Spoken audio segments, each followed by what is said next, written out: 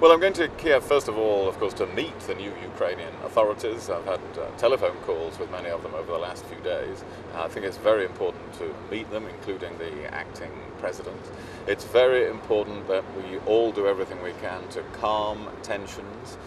The Ukrainians have said to me in the last couple of days that they will not rise to provocations.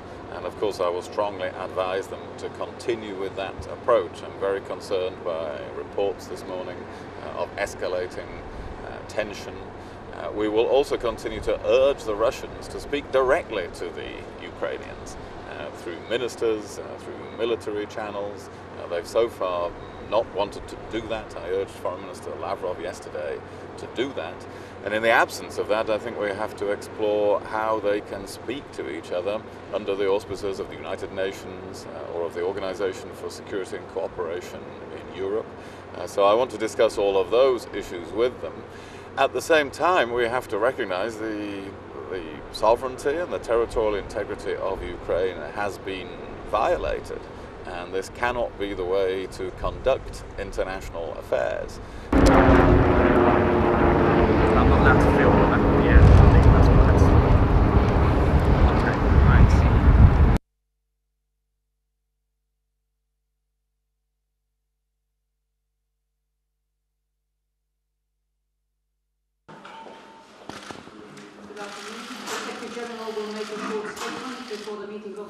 I have convened the North Atlantic Council today because of Russia's military action in Ukraine and because of President Putin's threats against this sovereign nation.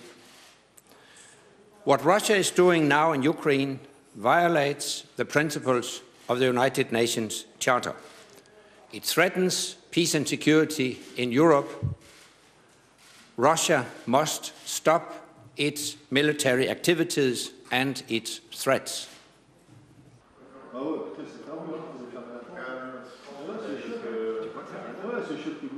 We support Ukraine's territorial integrity and sovereignty. We support the right of the people of Ukraine to determine their own future without outside interference. And we emphasize the need for Ukraine to continue to uphold the democratic rights of all people and ensure that minority rights are protected.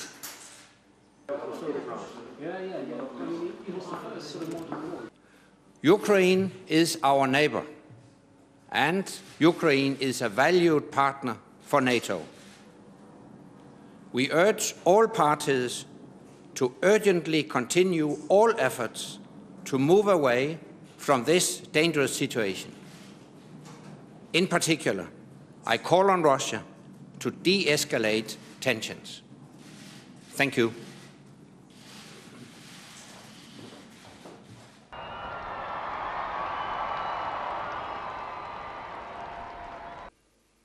Vi chiedo di pregare ancora per l'Ucraina, che sta vivendo una situazione delicata, mentre auspico che tutte le componenti del Paese si adoperino per superare le incomprensioni e per costruire insieme il futuro della nazione, rivolgo alla comunità internazionale un accorato appello affinché sostenga ogni iniziativa in favore del dialogo e della concordia.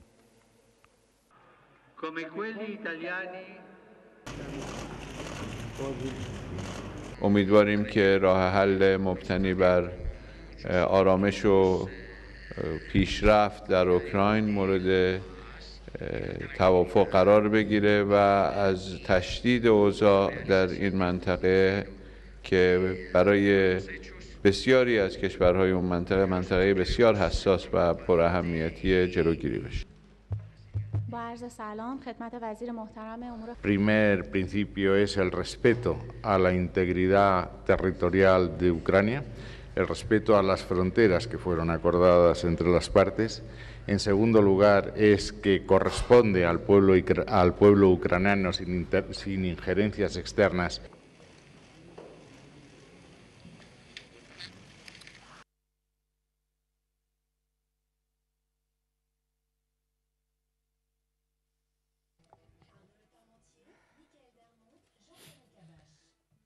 de Michael Darmon d'ITélé. Bonjour, tout d'abord, comment qualifiez-vous la crise? Premièrement, nous condamnons l'escalade militaire russe. Et nous souhaitons que dans les meilleurs délais intervienne une médiation, une négociation, soit directement, ce serait la meilleure solution, entre les Russes et les Ukrainiens, soit par l'intermédiaire des Nations Unies ou de ce qu'on appelle l'OSCE. Mais il y a une condamnation claire et nette. Ou en même temps, cette popularité, plus on est modeste. Deuxièmement, les décisions qui ont été prises par nos partenaires russes sont contraires aux principes du G7 et du G8. Et donc la position de la France est de souhaiter que soit suspendue la préparation du G8 de Sochi tant que les partenaires russes ne seront pas revenus... Cette réunion devait avoir lieu au mois de juin. Oui, tant que les partenaires russes ne seront pas revenus à des principes conformes au G8 et au G7. Et troisièmement, nous soutenons l'intégrité et l'unité de l'Ukraine. Nous voulons apporter aux nouvelles autorités tout notre soutien, et en particulier notre soutien économique. Une mission du Fonds monétaire sera là dans quelques jours. Ça, nous participerons à la réunion et nous verrons ce que nos amis polonais vont nous dire. Ensuite, il y aura une autre réunion.